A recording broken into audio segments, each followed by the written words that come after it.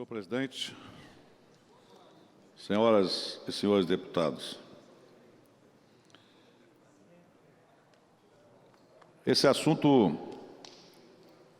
praticamente entra em discussão todos os mandatos,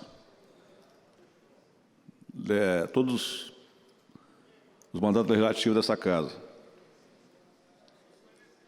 Porque a lei diz, e eu estou tentando ali localizar na Constituição Federal, mas a Constituição garante que é dever do Estado atender com relação à saúde, educação, segurança e também com relação à questão relacionada aos direitos do cidadão. E a Constituição Federal, estabelecer isso, ela quer dizer que, no aspecto de atendimento à população carente, existem regras que elas obrigam o Estado a garantir o serviço. E entre esse serviço está água e energia. Então, se a lei diz que isso é direito do cidadão, como que, então, uma companhia, tanto de água como de energia, pode cortar o serviço, o fornecimento? E aí existe sempre aquela dúvida de que as assembleias, quando vão regular, quando vão proibir o corte de fornecimento tanto de água como de luz, com base no que prevê a Constituição Federal, existe sempre o argumento de que a matéria é inconstitucional porque ela entra em confronto com a Constituição Federal. Então a Constituição Federal diz o seguinte,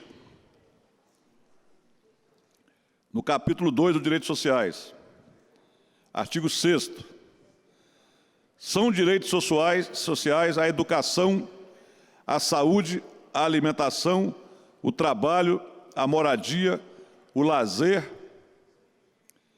a segurança, a previdência social, a proteção à maternidade e à infância, a assistência aos desamparados, na forma desta Constituição, redação dada pela Emenda Constitucional 64. E aí são direitos dos trabalhadores urbanos e rurais. Então, veja bem, na questão energia e na questão água, se a Constituição assegura que isso é direito do cidadão, como que o Estado pode conceder esse serviço para terceiro sem garantir a continuidade e a manutenção do serviço, dando a esse segmento o direito de cortar o fornecimento?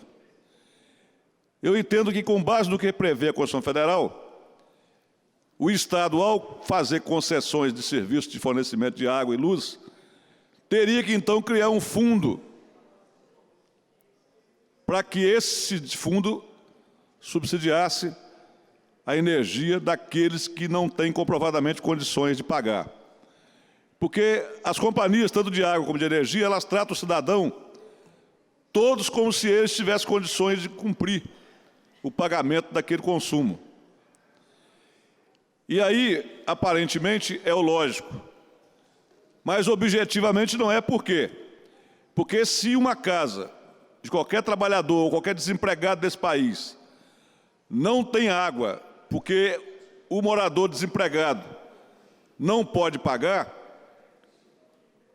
o prejuízo da sua não utilização de água, que vai implicar no seu problema de saúde, na sua doença, isso depois não vai ser custo para o Estado, que vai ter que tratar essa doença em face de não ter saneamento e não ter água nessa residência?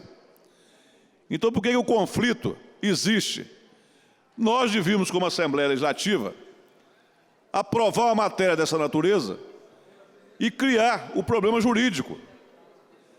Criar o problema para que os concessionários desse serviço fossem buscar na Justiça a explicação de por que a Constituição estabelece que isso é direito líquido e certo do cidadão e, ao mesmo tempo, permite que ele, explorando esse serviço, ele pode cortar o fornecimento por falta de pagamento.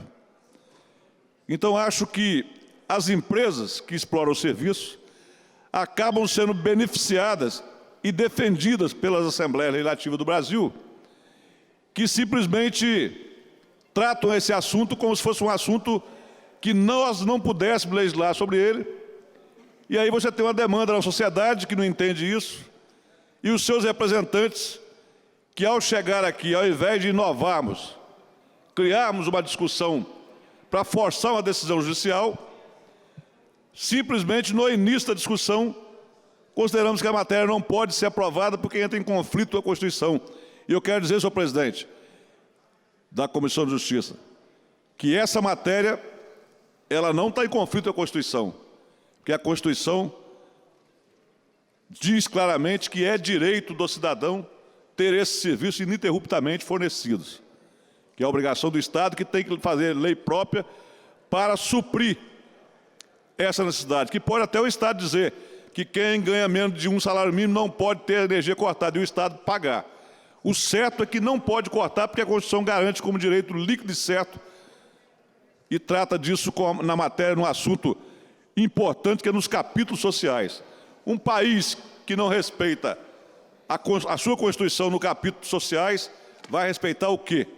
Se corta energia e água daquele que precisa ser amparado exatamente pelo imposto que a população paga aos mandatários desse país.